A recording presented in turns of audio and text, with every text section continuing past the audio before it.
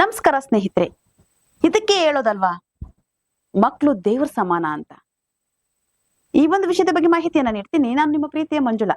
ಅದಕ್ಕಿಂತ ಮುಂಚೆ ನೀವಿನ್ನು ನಮ್ಮ ಕರ್ನಾಟಕ ಕನ್ನಡ ಯೂಟ್ಯೂಬ್ ಚಾನಲ್ಗೆ ಸಬ್ಸ್ಕ್ರೈಬ್ ಆಗಿಲ್ಲ ಅಂದ್ರೆ ಸಬ್ಸ್ಕ್ರೈಬ್ ಆಗಿ. ಹಾಗೆ ಈ ಒಂದು ವಿಷಯದ ಬಗ್ಗೆ ನಿಮ್ಮ ಅನಿಸಿಕೆಗಳನ್ನ ಕಮೆಂಟ್ ಮೂಲಕ ನಮಗೆ ತಿಳಿಸಿ ಅಂತ ಕೇಳ್ಕೊತಾ ಇದ್ದೀನಿ. ಸ್ನೇಹಿತರೆ, ಮಕ್ಕಳನ್ನ ದೇವ್ರ ಸಮಾನ ಅಂತ ಯಾಕೆ ಹೇಳ್ತೀವಿ ಅಂತ ಅಂದ್ರೆ, ಎಂತದ ಒಂದು ಸಮಯ ಬಂದ್ರು ದೇವರ ರೂಪದಲ್ಲಿ ಮಕ್ಕಳನ್ನ ಕಳಿಸ್ತಾನಂತೆ. ಹಾಗೆ ತಂದೆ ತಾಯಿಗಳು ತಮ್ಮ ಮಕ್ಕಳನ್ನ ಯಾವ ರೀತಿ ಸಾಕಿರ್ತಾರೆ ಅಂದ್ರೆ, ನಾವು ಒಂದು ಕೊನೆಗಾಲದಲ್ಲಿ ನಾವು ಸಾಯುವಂತ ಪರಿಸ್ಥಿತಿಯಲ್ಲಿ ನಮ್ಮನ್ನ ಸಾಕ್ತಾರೆ, ನಮ್ಮನ್ನ ಬೆಳೆಸ್ತಾರೆ. ಅಂದ್ರೆ ನಮ್ಮನ್ನ ಚೆನ್ನಾಗಿ ನೋಡ್ಕೋತಾರೆ. ನಾವು ಅವ್ರನ್ನ ಬೆಳೆಸಿದೀವಿ, ಮುಂದೆ ನಮ್ಮನ್ನ ಅವ್ರು ಬೆಳೆಸ್ತಾರೆ ಅನ್ನೋ ಕಾರಣಕ್ಕೋಸ್ಕರ ಅಪ್ಪ ಅಮ್ಮ ಮಕ್ಕಳನ್ನ ತುಂಬಾ ಪ್ರೀತಿ ಕೊಟ್ಟು ಸಾಕಿರ್ತಾರೆ. ಆದ್ರೆ ಮದುವೆಯಾಗಿ ಬರುವಂತಹ ಸೊಸೆಯಂದಿರಿಂದ ಮಕ್ಕಳ ಪ್ರೀತಿ ಕಡಿಮೆ ಆಗೋಗುತ್ತೆ ತಂದೆ ತಾಯಿಗೆ. ನಾವೇನ್ ಮಾಡ್ತೀವೋ ಬಿಡ್ತೀವೋ ಗೊತ್ತಿಲ್ಲ.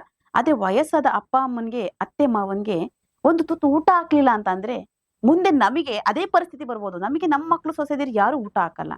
ನಾವ್ ಹೇಗೆ ನಮ್ಮ ಹಿರಿಯರನ್ನ, ನಮ್ಮ ಅತ್ತೆ ಮಾವನ್ನ, ಅಪ್ಪ ಅಮ್ಮನ ಹೇಗ್ ನೋಡ್ಕೊಂಡಿರ್ತೀವೋ, ನಮ್ಮ ಮಕ್ಕಳು ಮುಂದೆ ನಮ್ಮನ್ನ ಹಾಗೆ ನೋಡ್ಕೊತಾರೆ. ಯಾಕೆಂದ್ರೆ ಕರ್ಮ ಅನ್ನೋದು ನಮ್ಮನ್ನ ಬಿಡೋದಿಲ್ಲ. ನಾವು ಏನೇ ಮಾಡಿರ್ತೀವಿ ಕರ್ಮನ ಬೆನ್ನ ಹಿಂದೆ ಕಟ್ಕೊಂಡೇ ತಿರುಗ್ತಾ ಇರ್ತೀವಿ. ನಾವು ಒಳ್ಳೇದ್ ಮಾಡಿದ್ರೆ ನಮ್ಮನ್ನ ಕಾಪಾಡುತ್ತೆ. ಆದ್ರೆ ನಾವು ಕರ್ಮ ಮಾಡಿದ್ದು ನಮ್ಮನ್ನ ಬಿಡೋದೇ ಇಲ್ಲ. ಕೊನೆಗಾಲದಲ್ಲಿ ಕರ್ಮದ ಪ್ರತಿಫಲವನ್ನ ನಾವು ತೀರ್ಸೇ ಸಾಯ್ಬೇಕು. ಹಾಗೆ ಇಲ್ಲಿ ಬರುವಂತಹ ಸೊಸೆ ತನ್ನ ಅತ್ತೆಯನ್ನ ಗಂಡ ಇರುವಾಗ ತುಂಬಾ ಪ್ರೀತಿಯಿಂದ ನೋಡ್ಕೊಳೋದು. ಅಯ್ಯೋ, ನಮ್ಮ ಅತ್ತೆನ ನಮ್ಮಮ್ಮನ ಹೀಗೆ ನೋಡ್ಕೊತಾಳೆ ನನ್ನ ಹೆಂಡತಿ ಅನ್ನೋ ತರದಲ್ಲಿ ನೋಡ್ಕೊಳ್ತಾ ಇರ್ತಾರೆ. ಅದೇ ಗಂಡ ಆಫೀಸ್ಗೆ ಹೋದಾಗ, ಇನ್ನೇನ್ ಹೊಸಲು ದಾಟಿ ಹೊರಗಡೆ ಹೋದಾಗ, ಡೋರ್ ಲಾಕ್ ಮಾಡಿದಾಗ ಸೊಸೆ ವರ್ಷೆಯನ್ನ ತೋರ್ಸಕ್ ಶುರು ಮಾಡ್ತಾರೆ ಅತ್ತೆ ಮೇಲೆ. ಊಟ ಕೊಟ್ಟಿರುವಂತದ ತಟ್ಟೆನ ವಾಪಸ್ ಕಿತ್ಕೊಳೋದು. ನೀನ್ ಹೋಗು, ನಮಗೆ ನಿಮ್ದೇ ಇಲ್ಲ, ನಾನು ನನ್ನ ಗಂಡ ನನ್ನ ಮಕ್ಳು ಮಾತ್ರ ಇರ್ಬೇಕು, ನೀನ್ ನಮಗೆ ಒಳ್ಳೆ ಪಿಸಾಚಿ ತರ ಅಂಟ್ಕೊಬಿಟ್ಟಿದ್ಯಾ, ಹಾಗೆ ಹೀಗೆ ಅಂತ ಹೇಳಿ ಬೈಯುವಾಗ ಮನಸ್ತಾಪಗಳು ಉಂಟಾಗ್ತದೆ. ಹಾಗೆ ಅವ್ರ ಹಿರಿಯರಿಗೆ ಮನಸ್ಸಿಗೆ ಹಂಗ ಅನ್ಸ್ಬಿಡುತ್ತೆ, ನಾವು ನೋಡಿ ತಂದಂತಹ ಸೊಸೆ ನಮಗೊಂದು ತನ್ನ ಆಗ್ತಾ ಇಲ್ವಲ್ವ ಅಂತ ಆ ಹಿರಿ ಜೀವ ದುಃಖ ಪಡ್ತಲ್ಲ. ಆ ದುಃಖ ಒಂದಲ್ಲ ಒಂದು ದಿನ ಈ ಒಂದು ಸೊಸೆಯಾಗಿ ಇಟ್ಟಿರುತ್ತೆ. ಯಾಕೆಂದ್ರೆ ಹಿರಿಯರ ಶಾಪ ಸುಮ್ನೆ ಅಲ್ಲ, ಅಂದ್ರೆ ಒಳ್ಳೇದು ಅಲ್ಲ. ಹೀಗ್ ಮಾಡುವಾಗ ಅಲ್ಲಿದ್ದಂತಹ ಮೊಮ್ಮಗು, ಅಂದ್ರೆ ಆ ಅಜ್ಜಿಯ ಮೊಮ್ಮಗಳು ಗೇಮ್ ಆಡ್ತಾ ಇರುವ ರೀತಿಯಲ್ಲೇ ಫೋನನ್ನ ಇಟ್ಕೊಂಡು ಆ ತಾಯಿ ಮಾಡ್ತಾ ಇರುವಂತಹ ಕೆಲಸ ವಿಡಿಯೋ ಮಾಡ್ತಾ ಇರ್ತಾಳೆ. ನೋಡಿ, ಅಜ್ಜಿಗೆ ಎಷ್ಟು ಕಾಟ ಕೊಡ್ತಿರ್ತಾಳೆ, ನೀನು ಊಟ ಮಾಡ್ಬೇಡ, ಕೊಡು ತಟ್ಟೆನ ವಾಪಸ್ಸು. ಕೊಟ್ಟಿರೋ ಅನ್ನವನ್ನ ಮತ್ತೆ ವಾಪಸ್ ಕಿತ್ಕೊಳೋದು ಅಂತಂದ್ರೆ ಏನು? ಎಂತವರಿಗೂ ಕಳ್ ಚುರುಕನತ್ತೆ. ಹಾಕಿ ತನ್ನ ಮಗನನ್ನ ಸಾಕಿ ಬೆಳೆಸಿ ದೊಡ್ಡೋಳು ಮಾಡಿದಕ್ಕೆ ತಾನೇ ಈಕೆ ಸೊಸೆಯಾಗಿ ಅವ್ರ ಮನೆಗೆ ಹೋಗಿದ್ದು. ಅದನ್ನ ಒಂದು ಕ್ಷಣ ಆ ಸೊಸೆ ಯೋಚನೆ ಮಾಡೋದಿಲ್ಲ. ಆಕೆ ಆಡಂಬರದ ಜೀವನ, ಇಲ್ಲಿ ನಾನು ನನ್ನ ಕುಟುಂಬ ಮಾತ್ರ ಇರ್ಬೇಕು ಅನ್ನೋ ಯೋಚನೆ.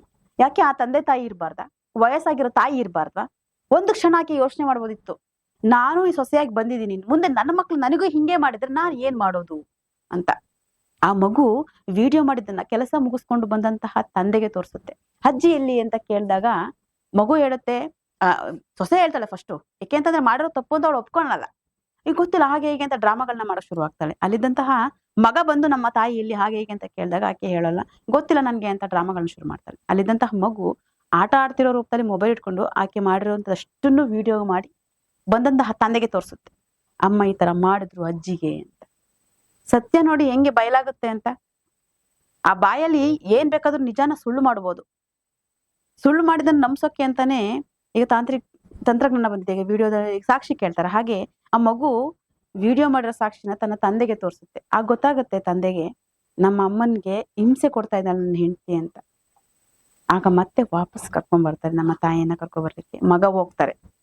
ಸೊಸೆ ಇನ್ನಗಡೆಯಿಂದ ಮತ್ತೆ ಗಂಡನ ಜೊತೆ ಹೋಗ್ತಾರೆ. ಯಾಕೆ ಬೇಕಿತ್ತು ಇದು? ಆ ಹತ್ತೆನ ಬೈಯೋದಾದ್ರೂ ಯಾಕೆ ಬೇಕಿತ್ತು? ಅನ್ನ ಕೊಡದರೆ ತಟ್ಟೆ ವಾಪಸ್ ಕಿತ್ಕೊಳೋದಾದ್ರೂ ಯಾಕೆ ಬೇಕಿತ್ತು? ಗಂಡನ ಕೈಲಿ ಓಡಿಸ್ಕೊಳೋದಾದ್ರೂ ಯಾಕೆ ಬೇಕಿತ್ತು? ಮತ್ತೆ ಆ ತಾಯಿನ ಹುಡ್ಕೊಂಡು ಹೋದಂತಹ ಗಂಡನ ಜೊತೆ ಮತ್ತೆ ಈಕೆ ಆದ್ರೂ ಹೋಗೋದಾದ್ರೂ ಯಾಕೆ ಬೇಕಿತ್ತು? ಕರ್ಮ ಯಾರನ್ನು ಸುಮ್ಮನೆ ಬಿಡೋದಿಲ್ಲ. ಆ ಅಜ್ಜಿಗೆ ಮೊಮ್ಮಗುನೇ ದೇವತೆ ಆದ್ಲು. ಇಲ್ಲ ಅಂತಂದ್ರೆ ಆತ ಎಲ್ಲೋದ್ರು ಏನು ಅಂತ ಗೊತ್ತಿದ್ರೆ ಏನು ಅಂತ ಹುಡುಕ್ತಿದ್ರು, ಎಲ್ಲಿ ಅಂತ ಹುಡುಕ್ತಿದ್ರು ಅವ್ರನ್ನ.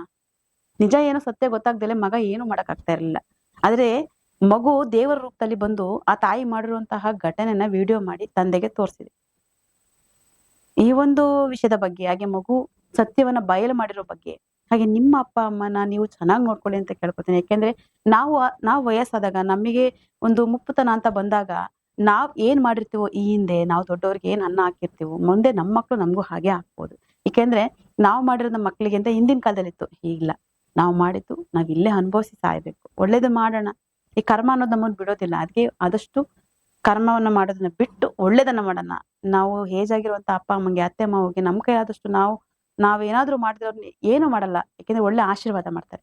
ಅಯ್ಯೋ ಸಾಕಪ್ಪ, ನಾವು ಬೇಡಿದ್ದು ಇದನ್ನೇ ಅಲ್ವಾ, ನಮ್ಮ ಚೆನ್ನಾಗ್ ನೋಡ್ಕೊಳ್ಳಿ ಅಂತ ಒಳ್ಳೆ ಕಾಲದಲ್ಲಿ ಅಂತ ಬೇಡಿದ್ವಿ, ಅಂತ ಸೊಸೆ ಅಂತ ಮಗಳೇ ಸಿಕ್ಕಿಲ್ಲ ಅಲ್ವಾ ಅಂತ ಅನ್ಕೋತಾರೆ. ಈ ಒಂದು ಘಟನೆ ನಿಮ್ಮ ಸುತ್ತಮುತ್ತ ನಡೆದಿರುತ್ತೆ.